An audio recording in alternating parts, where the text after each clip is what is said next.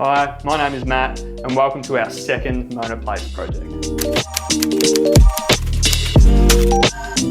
So this is the second kitchen we've renovated in this apartment complex, and much like the first one, we're working with a really small, tight footprint. The main component of the design brief was to open up the existing entry point of the kitchen and make the space feel bigger than what it is. By doing that, we were able to wrap the bench top all the way around the perimeter of the space and incorporate a smart little breakfast nook.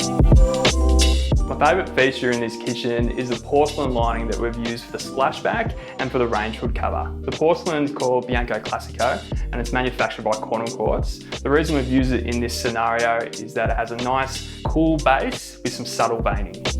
Complementing our porcelain selection is the fluted cabinetry that we've used throughout the space, and we've also been able to incorporate oak veneer timber shelving, which when combined create a nice, minimalistic and contemporary edge.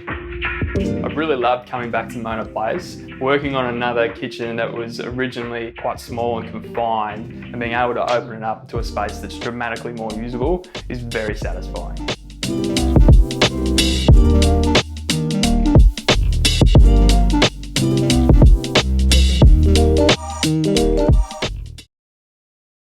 Hey, Matt here from MJ. That sucks. Delete that.